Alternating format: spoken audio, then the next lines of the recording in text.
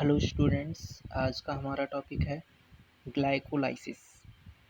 और ग्लाइकोलाइसिस को हम सेलुलर रेस्पिरेशन के अंतर्गत पढ़ते हैं। तो सबसे पहले जानते हैं कि सेलुलर रेस्पिरेशन क्या होता है। साइंटिस्ट ने माना है कि रेस्पिरेशन का रियल प्रोसेस सेल के अंदर होता है। रेस्पिरेशन मतलब होता है श्वसन।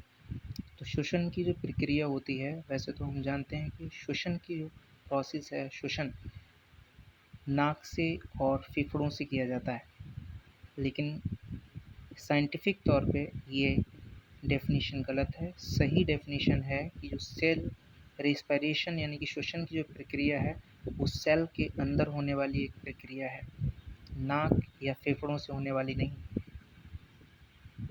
बॉडी में एनर्जी का बनना ज़रूरी है। बॉडी में एनर्जी का फॉर्मेशन एटीपी के रूप में होता है। तो जो बॉडी में एनर्जी बनती है, तो बॉडी में जब तक एनर्जी नहीं बनेगी तब तक किसी भी तरह का फंक्शन बॉडी से नहीं किया जा सकता है। इसलिए बॉडी में एनर्जी का बनना ज़रूरी है। बॉडी में एनर्जी एटीपी के रूप में बनती है। मात्र भोजन को खा लेने से बॉडी में एटीपी और एनर्जी नहीं बन जाती है। तो सिर्फ आपने अगर भोजन खा लिया है और उस भोजन से भोजन का डाइजेशन हो गया, डाइजेशन होने के बाद डाइजेशन क्या होता है कि जो कॉम्प्लेक्स पार्ट होते हैं फूड के, वो स्मॉल पार्ट्स या सिंपल पार्ट्स में टूट जाते हैं। इस प्रोसेस को डाइजेशन कहते हैं। लेकिन इसमें कोई एनर्जी नहीं निकलती है। अगर एनर्जी लेना है या एटीपी को उत्पन्न करना, देखो यहाँ पर एक चीज़ है आपकी एटीपी और एनर्जी। हमारे शरीर में जितनी भी एनर्जी है वो एटीपी के रूप में बनती है, मतलब एडेनोसिन ट्राइफॉस्फेट के रूप में ही बनती है। आगे पढ़ते हैं। एटीपी और एनर्जी का फॉर्मेशन बॉडी में तब होता है जब फूड का सेल में ऑक्सीडेशन होता है। तो ध्यान रखना कि एटीपी या एनर्जी हमारे शरीर में तभी बनेगी जब जो फूड बना हुआ है वो फूड सेल में पहुँचे और सेल उसका ऑक्सीडेशन करे। जब तक भोजन का पचे हुए भोजन का सेल ऑक्सीडेशन नहीं करेगी तब तक एटीपी या एनर्जी का फॉर्मेशन भी नहीं होगा। सेल में फूड के ऑक्सीडेशन को ही रेस्पिरेशन और सेलुलर रेस्पिरेशन कहते हैं।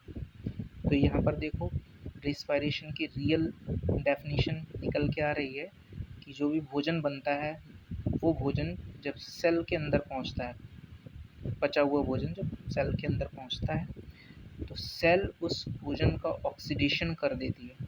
बचा हुआ भोजन जब सेल के अंदर पहुंचता है तो सेल उसका ऑक्सीडेशन कर देती है, और इस प्रोसेस के लिए हम बोलते हैं रेस्पिरेशन और सेलुलर रेस्पिरेशन।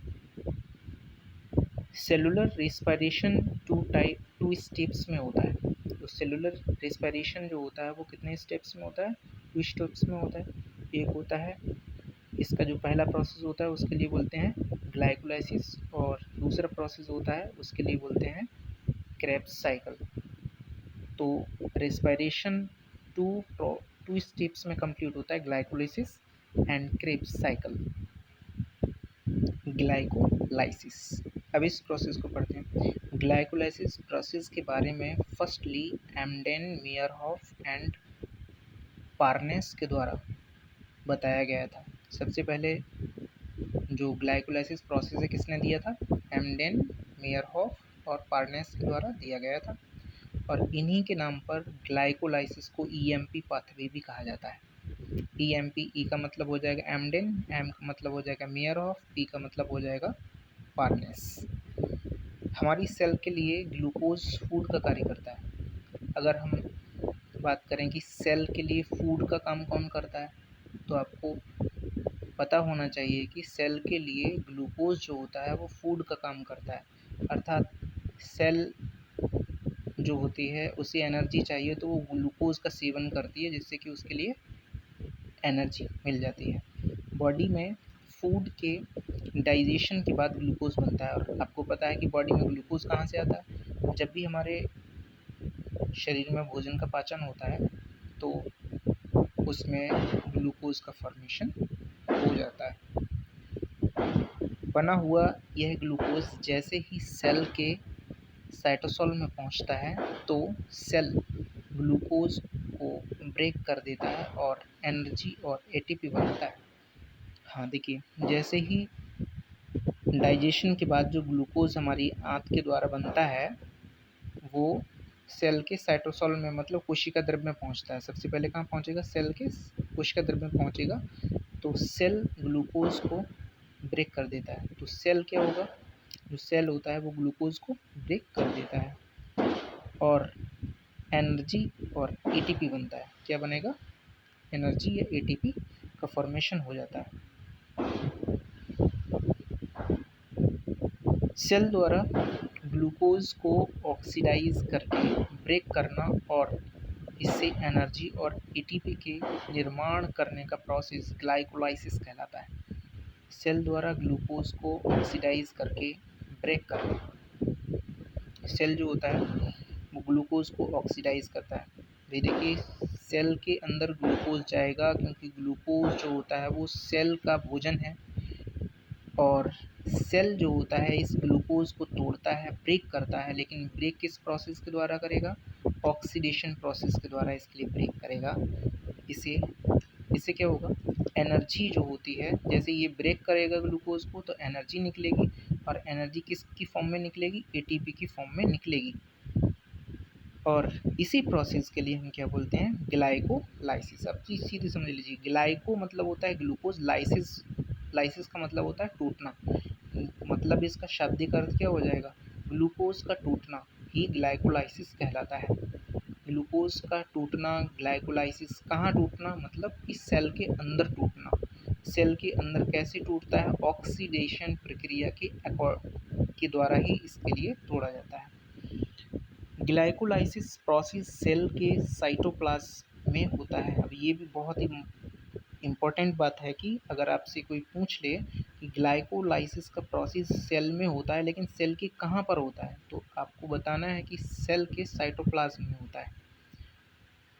सेल में चाहे एरोबिक रेस्पिरेशन हो या एनारोबिक रेस्पिरेशन हो, दोनों में ग्लाइकोलाइसिस का प्रोसेस होता है, कॉमन होता है। तो सेल दो टाइप के रेस्पिरेशन कर सकती है कोई भी, कि या तो सेल के अंदर एरोबिक रेस्पिरेशन हो रहा हो या सेल के अंदर एनारोबिक रेस्पिरेशन हो रहा हो। लेकिन एरोबिक और एनारोबिक मतलब ऑक्सी और अनॉक्सी श्वसन के दोनों प्रोसेस के अंतर्गत ही ग्लाइकोलाइसिस की प्रोसेस तो कॉमन होती है। मतलब किसी भी प्रकार का श्वसन हो, सेल में ग्लाइकोलाइसिस प्रोसेस होगी ही होगी। ग्लाइकोलाइसिस का last product 2 molecules of pyruvic acid होता है। हाँ देखिए, अगर आपसे कोई भी ये पूछ ले कि ग्लाइकोलाइसिस का अंतिम उत्पाद क्या है या ग्लाइकोलाइसिस प्रक्रिया के लास्ट में क्या बनता है, तो आपको बताना है कि ग्लाइकोलाइसिस प्रक्रिया के सबसे लास्ट में पायरुविक एसिड का फॉर्मेशन होता है और पायरुविक एसिड के 2 मॉलिक्यूल्स बनते हैं। तो हमें ये पता है कि ग्लाइकोलाइसिस का अंतिम उत्पाद क्या होता है। तो ग्लाइकोलाइसिस का अंतिम उत्पाद होता है सबसे लास्ट में, ग्लाइकोलाइसिस के सबसे लास्ट में पायरुविक एसिड के 2 मॉलिक्यूल्स बनते हैं। लेकिन साथ में ही हमें ये पता है कि ग्लाइकोलाइसिस का मेन उद्देश्य क्या है। ग्लाइकोलाइसिस का मेन उद्देश्य है एनर्जी को उत्पन्न करना। भाई जो सेल है, सेल ने अपने फूड यानी कि ग्लूकोज को तोड़ा है। किसके लिए तोड़ा है? ताकि उसके लिए एनर्जी मिले। तो एनर्जी देखिए कैसे मिलती है।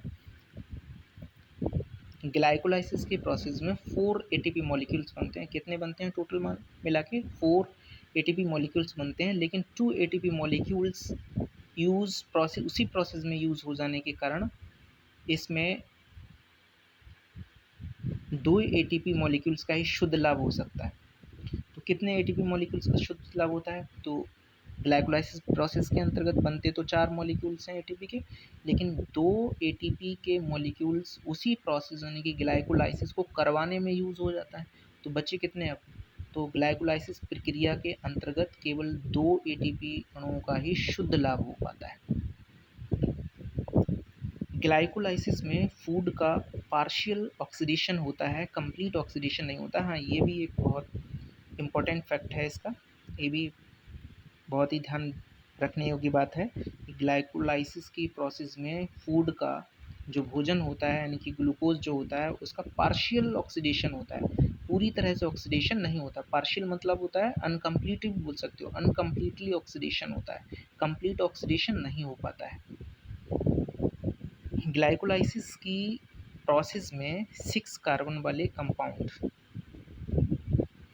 ग्लूकोज को एंजाइम एंड कोएंजाइम की हेल्प से 3 कार्बन वाले 2 कंपाउंड में पायरुविक एसिड में तोड़ा जाता है। हाँ देखो, इसको हम ऐसे समझ लेते हैं, ये जैसे है ये वाला प्रोसेस है। तो ग्लाइकोलाइसिस की प्रक्रिया में क्या होता है, जो ग्लूकोज होता है, जो हमारी पाचन प्रक्रिया के अंतर्गत ग्लूकोज बना हुआ है, वो ग्लूकोज सेल में पहुंचता है, क्योंकि सेल का भोजन जो होता है वो ग्लूकोज होता है। ग्लूकोज में 6 कार्बन होते हैं, आपको पता है। अब ग्लूकोज ग्लाइकोलाइसिस की प्रक्रिया में ग्लूकोज को सेल के द्वारा तोड़ा जाता है। तो सेल जो होती है वो ग्लूकोज को 2 भागों में तोड़ देती है। 6 कार्बन वाला कंपाउंड है, उसके लिए 3 कार्बन और 3 कार्बन वाले 2 कंपाउंड में तोड़ा जाता है, और दोनों के दोनों ये 3 कार्बन वाले कंपाउंड होते हैं पायरुविक एसिड। लेकिन आपको ये पता होना चाहिए कि ये प्रोसेस इतना ज़्यादा ईजी नहीं होता है कि बस एक ही स्टेप में इसके लिए इस तरीके से 2 भागों में तोड़ दिया जाए। ये जो इतनी प्रोसेस होने में 10 स्टेप्स इन्वॉल्व होते हैं, 10 स्टेप्स कंप्लीट हो जाते हैं, 10 स्टेप्स लगते हैं, तब कहीं जाके ये मतलब कि ये प्रोसेस जो होती है step by step slowly oxidation के द्वारा इसका ब्रेकडाउन होता है। ग्लूकोज का यह ब्रेकडाउन सिर्फ 1 स्टेप्स में एकदम नहीं होता है, 1 स्टेप्स में एकदम नहीं होता है यह प्रोसेस, तो स्लोली 10 स्टेप्स में कंप्लीट होता है, जो फॉलोइंग है। अब इस हम प्रोसेस को पूरी प्रोसेस को जानेंगे कि किस प्रोसेस को किस 10 स्टेप्स वो क्या क्या हैं उनके लिए समझें। लिखने के लिए इन स्टेप्स को इस तरह से लिख सकते हैं जैसे मैंने लिखा हुआ है, ये पूरा आप इसलिए पढ़ लेना, बाकी मैं आगे दिखाता हूँ। एग्ज़ाम में इन प्रोसेस को इस तरीके से लिख लेना जिस तरीके से यहाँ पे मेंशन किया गया है, इसे भी देख लो। ये 8th प्रोसेस है आपका, 8th प्रोसेस है, और ये है 9वां स्टेप और 10वां स्टेप, 9वां और 10वां स्टेप। देखिए ये 10 स्टेप्स होते हैं, और इन 10 स्टेप्स को रटने की ज़रूरत नहीं है, इनको मात्र डायग्राम से ही, एक डायग्राम आप बनाना सीखेंगे, उस डायग्राम को अगर सीख जाते हैं तो ये स्टेप्स बहुत आराम से याद हो जाएंगे। अब देखिए ATP count in glycolysis, glycolysis में कितने एटीपी जो होती है वो ज़रूरत होती है, तो हम ये देख लेते हैं। पूरी प्रोसेस में 4 एटीपी बनते हैं, और इनमें से 2 एटीपी इसी प्रक्रिया में यूज़ हो जाने से 2 एटीपी मॉलिक्यूल का शुद्ध लाभ होता है, ये तो जानते ही हैं, अब ये भी पढ़ चुके हैं। इसके बाद आगे आते हैं, एरोबिक रेस्पिरेशन में ओनली 2 एनारोबिक रेस्पिरेशन में ओनली 2 एटीपी ही बनते हैं। तो हमेशा ध्यान रखना कि अगर एनारोबिक रेस्पिरेशन हो रहा है तो हमेशा पायरुविक तो जो आपका ग्लाइकोलाइसिस का प्रोसेस है उसमें 2 एटीपी ही बनेंगे, लेकिन एरोबिक रेस्पिरेशन में शुरू में तो 2 ही बनते हैं, लेकिन कुल मिला के उसमें 8 एटीपी बनते हैं लास्ट में जाके। ऐसा क्यों होता है कि देखिए 2 एटीपी तो शुरू में बन ही जाते हैं, बाद में यहाँ देखिए इसमें एक पदार्थ बनता है बीच में जिसके लिए बोलते हैं NADH। ये जो NADH होता है सेल में माइटोकॉन्ड्रिया में जाता है और ETS सिस्टम मतलब इलेक्ट्रॉन ट्रांसपोर्ट सिस्टम में पार्ट लेता है, और इस NAD से 6 एटीपी बाद में और बन जाते हैं। तो ये 2 एटीपी तो शुरू के हैं, और 6 एटीपी माइटोकॉन्ड्रिया के अंदर जो प्रोसेस हुई है इलेक्ट्रॉन ट्रांसपोर्ट सिस्टम वहाँ से बने हुए हैं। तो यहाँ से देखिए 2 एटीपी ये और 6 एटीपी है, मतलब कुल मिलाकर जो एरोबिक रेस्पिरेशन होता है उसमें 8 एटीपी मॉलिक्यूल्स का शुद्ध लाभ होता है। ग्लाइकोलाइसिस की जो 10 स्टेप्स हैं उनके कंपाउंड्स को लर्न करने के लिए कुछ ट्रिक को याद रखना ज़रूरी है। जैसे देखिए पहली ट्रिक है हमारी गप फप फप पागल धप, गप फप फप पागल धप।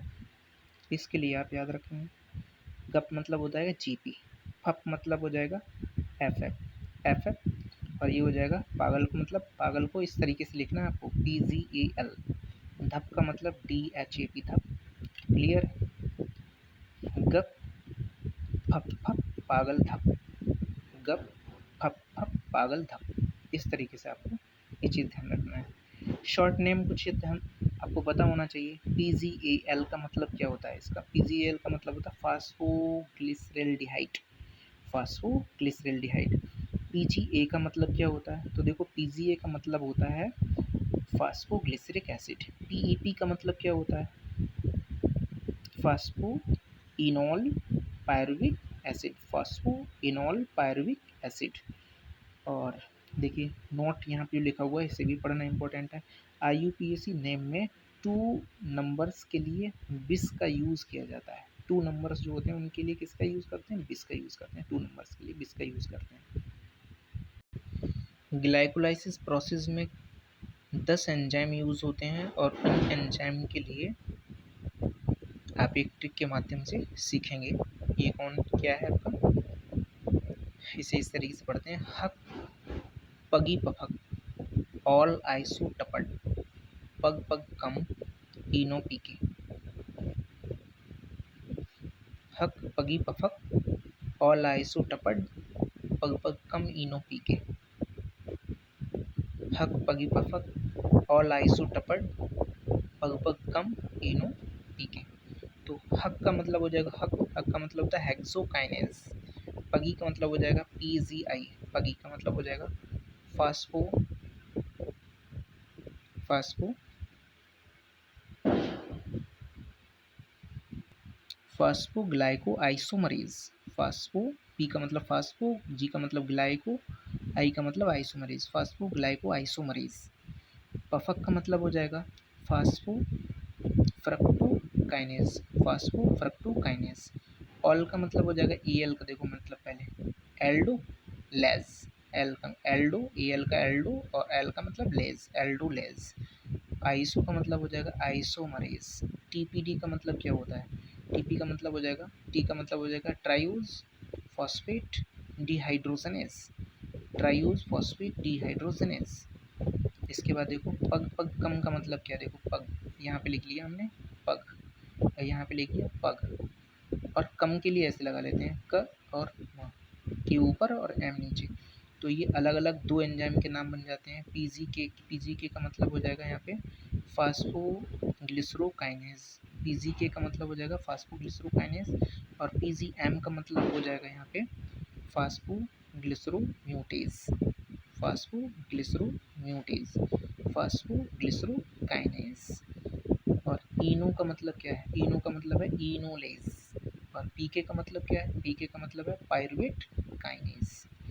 तो इनको आपको इस तरीके से पहले शॉर्ट नेम में लिखना है और फिर रिवाइज करना है कि इनको फुल फॉर्म में क्या बोलते हैं। तो स्टार्ट करते हैं ग्लाइकोलाइसिस सीरीज़ को कैसे बनाते हैं। तो देखिए ग्लाइकोलाइसिस सीरीज़ में सबसे ऊपर ग्लूकोज होता है, इतना तो पता ही है। ग्लूकोज सबसे ऊपर होता है ग्लूकोज। अब इसके बाद हम अपनी ट्रिक का यूज़ करेंगे, ठीक है।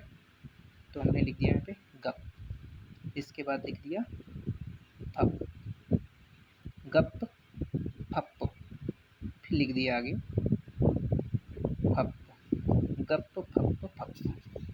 इसके बाद नीचे लिख दिया। अब जो यहाँ से इसके 2 भाग बनेंगे इस तरीके से, ठीक है। ग्लूकोज गप फप फप, और इसके बाद ये हो जाएगा PGAL पागल धप, ठीक है। यहाँ से लिखो ग्लूकोज बन गया गप फप फप पागल धप। इस तरीके से ध्यान रखना है, गप फप फप पागल धप। अब देखो ये प्रोसेस कितना आसान है, ये प्रोसेस कितना आसान है देखिए। अब ये मान लीजिए कि PGA जो एक मॉलिक्यूल होता है उसको आप ऐसे समझने के लिए समझ लीजिए कि PGA का मतलब पजामा।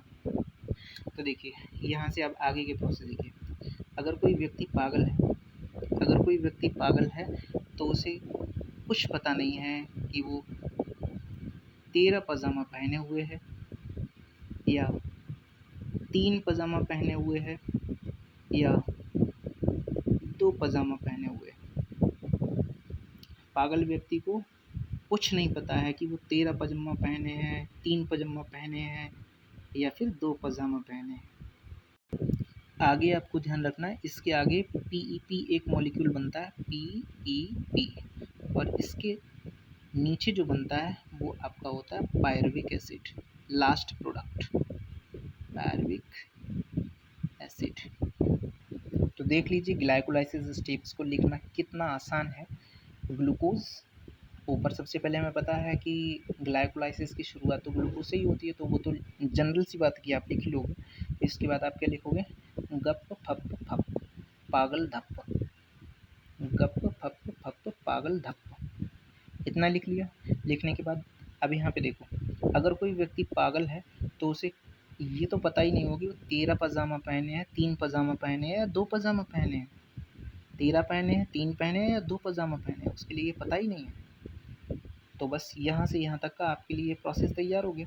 इसके बाद आप बस इतना ध्यान रखो कि यहाँ पे पीईपी आएगा इसके नीचे और इसके नीचे पायरुविक एसिड आएगा, और ये आपका ग्लाइकोलाइसिस के सारे स्टेप्स कंप्लीट हो जाते हैं।